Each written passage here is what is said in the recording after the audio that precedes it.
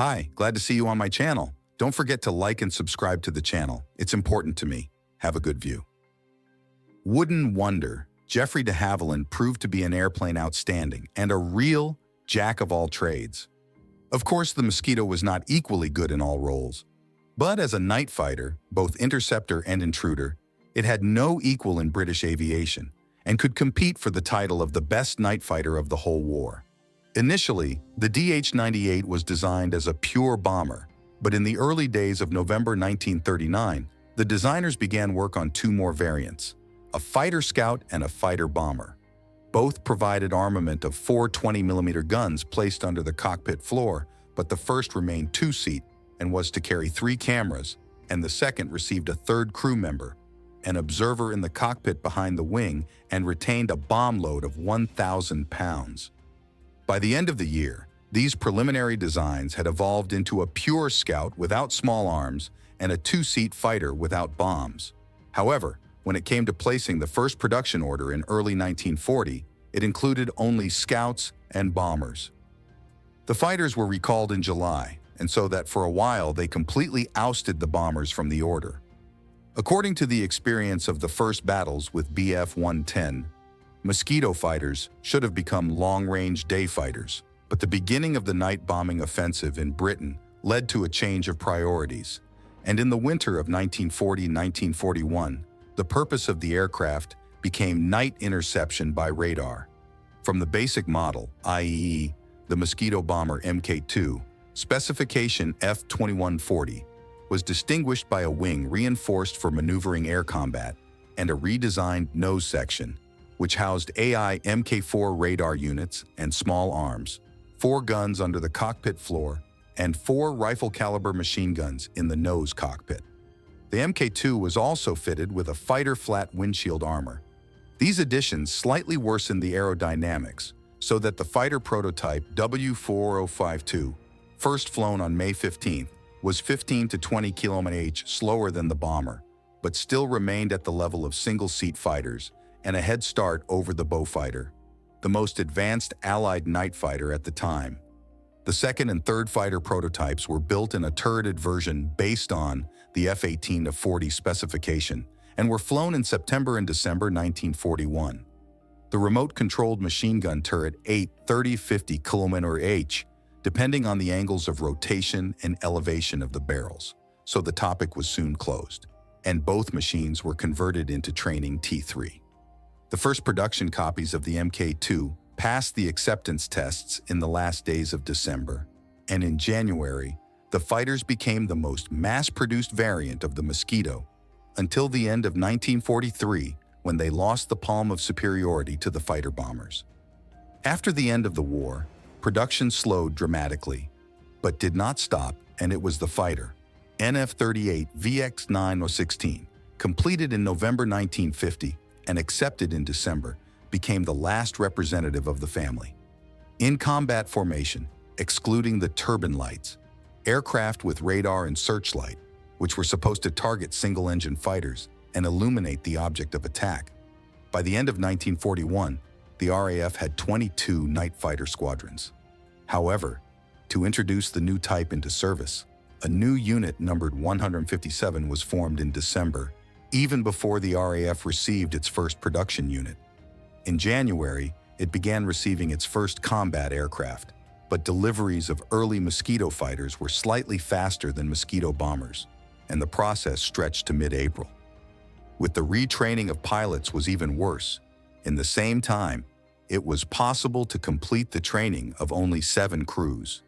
In the spring, the accumulated stock of equipment allowed to begin the gradual rearmament of 2 squadrons of Defiance, 151st in early April and 264th in early May. Both completed this process in July, and the 4th Squadron of Mosquito fighters was the 23rd, specializing in intruder tactics, and in the period from early June to August 1942, replaced their former Havocs and Bostons to Mosquito NF-22 Special. Actually, the entire batch of special fighters was ordered specifically for this squadron because the radar was then considered a secret device with which it was forbidden to fly over enemy territory. Next, in August-September, moved from radar Havocs to radar Mossy 85th, and in the autumn-winter 1942-1943, it was the turn of 4 squadrons of Beaufighters, 25th, 410th Canadian, 307th Polish, and 456th Australian, and 1 squadron of Boston Intruder, 605th, after rearmament retained its specialization. This time they did without ordering a series of special fighters, limited to the removal of radars from the Standard II. A similar downgrade passed, and a number of aircraft of other squadrons, in 1943, began to perform this type of missions. However, the deliberate reduction of the technical capabilities of the interceptors was hardly a good decision, especially in light of the deployment of production of fighter-bomber modifications of the Mosquito. And in May 1943, the 418th RCAF Squadron, which was in the process of rearming from the Bostons, became the first unit to receive the FB-6, and in the summer and fall, they went to a dozen more night fighter squadrons. Another innovation in 1943 was the introduction of Mosquito modifications with more advanced AI Mk8 and Mk10 radars. They made their combat debut in the same unit, 85th Squadron, which received the first NF-12 and NF-15 in March, NF-13 in October, and NF-17 in November. 6 months later, it also received the first NF-19s, and only the 30 made its debut in another squadron, the 219th in June 1944. With the introduction of new radio-electronic equipment, the command decided to reduce the degree of secrecy of the old systems, and in July 1943 lifted restrictions on the use of the already obsolete AI Mech-4, allowing its installation, including on intruders. This decision allowed to avoid unnecessary mixing of modifications in one unit, and by the end of the year, FB-6 remained only in a few specialized intruder squadrons.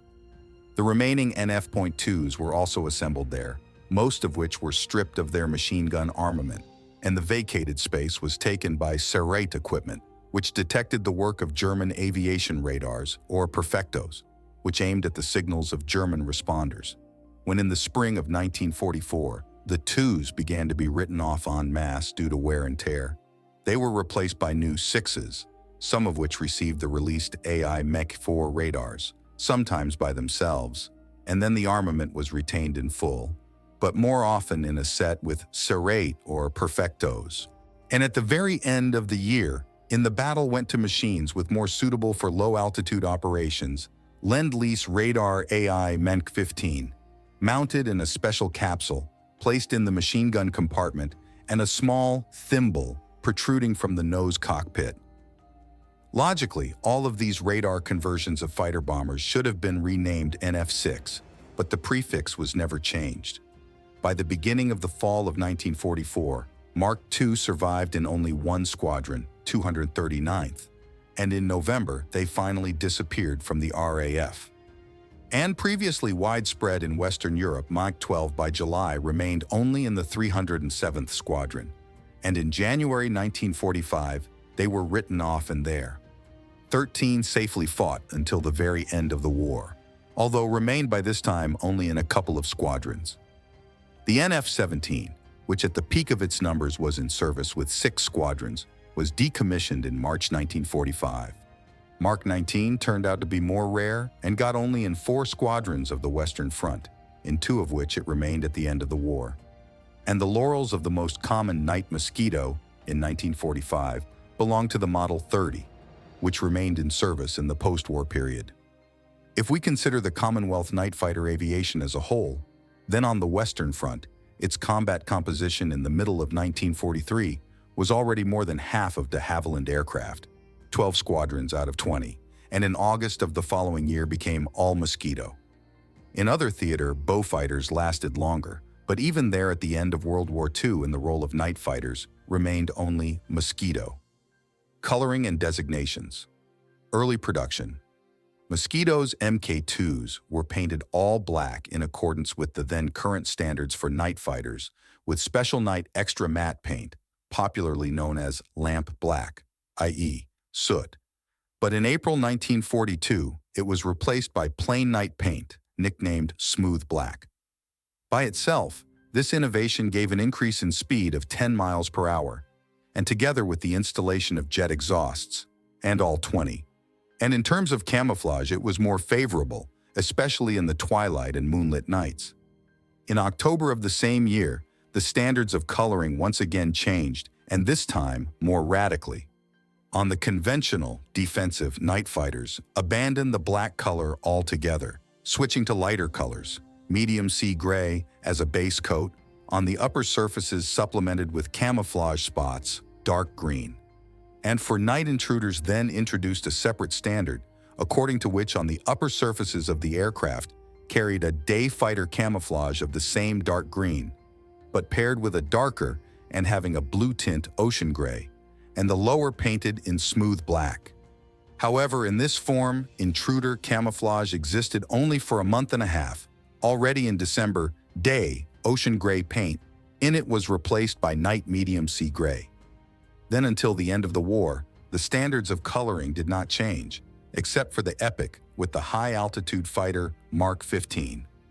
In the days of HF-15, its prototype was designed for daytime use, and therefore received a green-gray camouflage of the upper surfaces with light blue lower ones.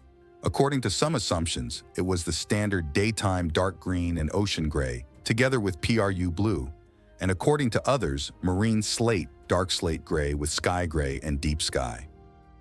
Immediately after the conversion to NF-15, the prototype was painted entirely in PRU blue, but towards the end of the year, it was repainted in deep sky. All production units were painted in the same color. In this form, they went to the 85th Squadron, where they were soon repainted in smooth black. But at the end of their stay in the unit, all 5 were returned to the former deep sky coloring. Identification marks of all European Mosquitoes consisted of a tricolor on the keel, a 4-color with an outer yellow ring cockade on board, and a 2-color, since January 1945, 3-color on top of the wing, while the lower surfaces remained without nationality marks. The insignia themselves originally corresponded to the 1940 standard with equal width of all stripes, and in May 1942, they were replaced by new ones with reduced area of white and yellow elements. Flight codes on all night fighters were printed in red, and serial numbers on black machines were red, while on camouflaged machines they were standard black, but sometimes, usually on early machines, also red. The black and white invasion stripes, which were a distinctive feature of Allied aircraft on the Western Front in the summer and fall of 1944, were also present on Mosquito fighters. But they were mandatory only in those squadrons that were to cover the troops on the continent, and in the rest, they were rare. Thank you for watching the video to the end. Forget to put a like and subscribe to the channel. It's important to me. See you soon.